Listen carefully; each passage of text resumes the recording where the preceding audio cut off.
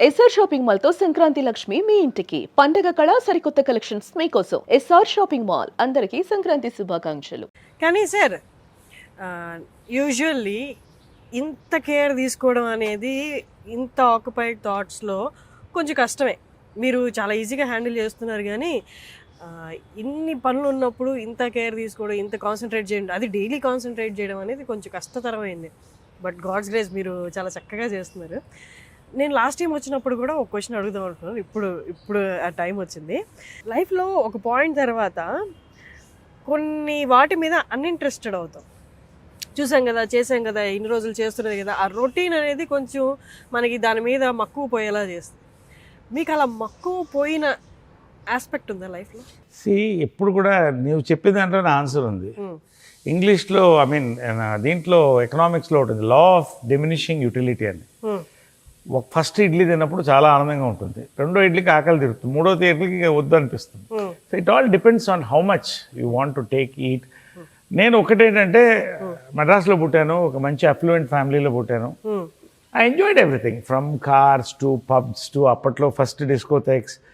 ఇవన్నీ కూడా part of growing up, ఇవన్నీ కాదట్లా. బట్ యాజ్ యూ ఏజ్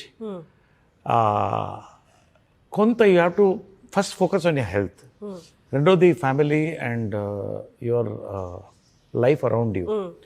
మూడోది ఏంటంటే you have to focus on అంటే మనకి టైం ఒక ఏజ్ దాటుతున్నప్పుడు you know your time is getting limited. So ఆ టైంలో you should enjoy the best with what you want to do. మనం ఏం చేస్తున్నాం అవి కరెక్ట్గా ఉండాలి. నిరుత్సాహం రాదా? నిరుత్సాహం ఒక టైంలో వచ్చేది, చాలా వచ్చేది. ఏదన్నా జనరల్గా సినిమా ఫ్లాప్ అయినా లేకపోతే నేను అనుకున్నది జరగకపోయినా. కానీ ఇప్పుడు నాకు ఒక ఫిలాసఫీ వస్తుంది. నేను ఇప్పుడు యూనివర్సిటీ నమ్ముతున్నాను, బాబాని నమ్ముతాను, సాయిబాబాని, షిర్డీ సాయిబాబాని. నాకు ఏమనిపిస్తుంది అంటే నాకు వచ్చేది నాకు వస్తుంది, నాకు రాంది రాదు, దాని గురించి ఎందుకు బాధపడతాం, ఇంకా చాలా ఉన్నాయి కదా చేయడానికి లైఫ్లో. సో ఈ సినిమా కాదు ఇంకో సినిమా వస్తుంది, ఏదో ఒకటి, what ever you like you enjoy it. So basic ఏంటంటే మన హిందూ ఫిలాసఫీలో, దీంట్లో కూడా, హిందూ ధర్మంలో కూడా ఏమంటారు, తిరుపతి కళాస్తి పక్కపక్కనే ఉంటుంది. బిఎన్ రెడ్డి గారు వాస్తు పుస్తకంలో ముందు తిరుపతి ఉంటుంది, వెనక కాళహస్తి ఉంటుంది. దానికి ఏంటంటే హిందూ ధర్మంలో ఏంటంటే నీ లైఫ్ వైభవం, వెంకటేశ్వర స్వామి అంటే వైభవం, శివుడు అంటే వైరాగ్యం. సో నీ ఎప్పుడైతే నీ లైఫ్ వైభవంతో స్టార్ట్ అయ్యి వైభవం చూసి వైరాగ్యంలోకి నువ్వు వెళ్ళావనుకో, నువ్వు చెప్పిన దానికి ఆన్సర్ వచ్చేస్తుంది, నీకు ఏది కావాలనిపించదు.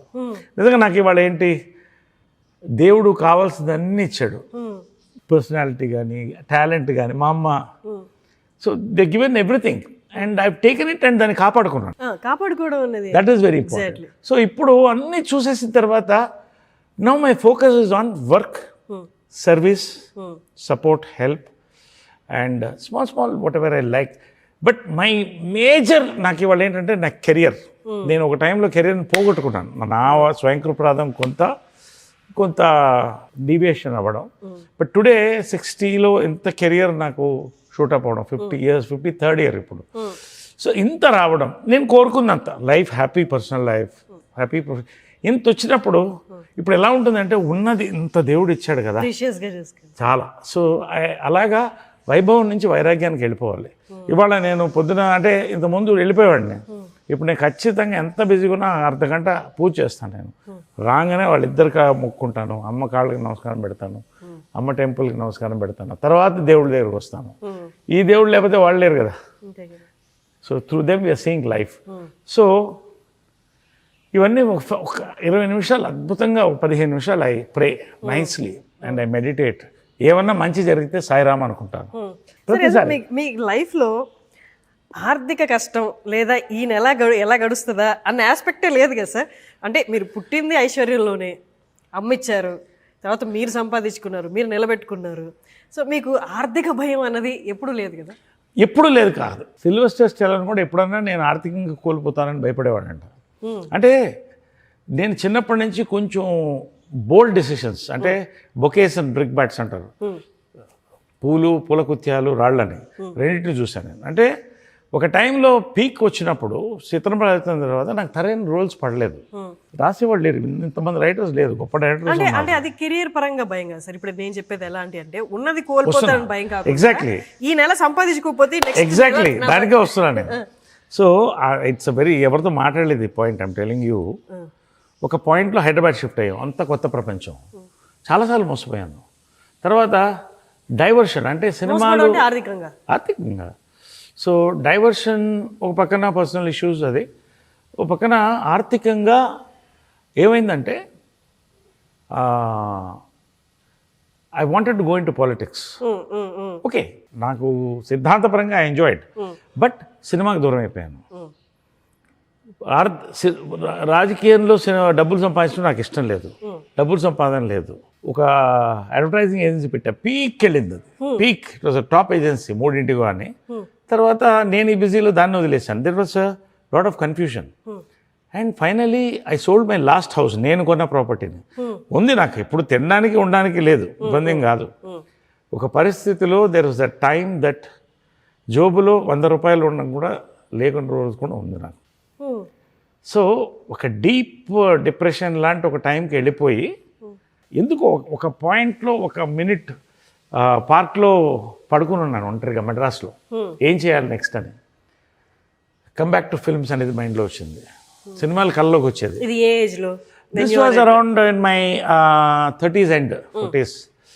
అప్పుడు ఐ డిసైడెడ్, రైట్, నేను ఫిల్మ్స్కి వెళ్దామని. కూర్చో, ఎవరు నన్ను పిలిచేవాళ్ళు ఫిల్మ్స్లోకి అంటే హీరోని. మీకు కూడా అలా ఉంటుంది సార్, మిమ్మల్ని పిలిచేవాళ్ళు అంటే మీరు వెళ్ళి అడగడమే ఆలస్యం అన్నట్లు అనుకుంటారు. అంటే బీయింగ్ అంటే నాన్నగారిని అమ్మగారిని వీళ్ళందరినీ చూసిన తర్వాత మీరు కూడా ఛాన్సెస్ వెళ్ళి అడగాలా అన్న సిచ్యువేషన్. నేను ఎప్పుడు ఎవరిని అడగలేదు అది, ఎందుకంటే నా నమ్మకం ఏంటంటే మనం అడిగితే ఏది రాదు.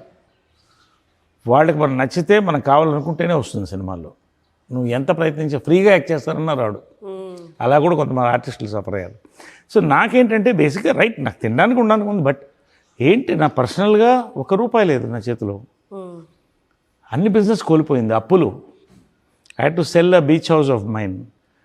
సో ఫైనలీ ఈ ఒక పాయింట్లో ఆలోచించానంటే ఒకటి వచ్చిందంటే దాని సాంగ్ నాకు చాలా ఇష్టమైన సాంగ్ అది, మౌనంగానే ఎదగమని మొక్క నీకు చెబుతుంది.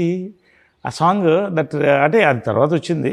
ఐ వాంటెడ్ టు, సరే నువ్వు పోయిన చోట్ల వెతుక్కో అంటారు కదా సినిమా. వచ్చినప్పుడు అసలు సినిమా అంటే నేను హీరోని పడిపోయాను, యాక్టర్గా మళ్ళీ రావాలి, నాకు యాక్టర్గా రావాలి, బట్ నన్ను ధైర్యం చేసి తీసుకునేవాళ్ళు ఎవరు? అప్పుడు నాకు షిర్దీ సాయిబాబా స్వయాన నేను ఒక దర్శనం దొరికింది.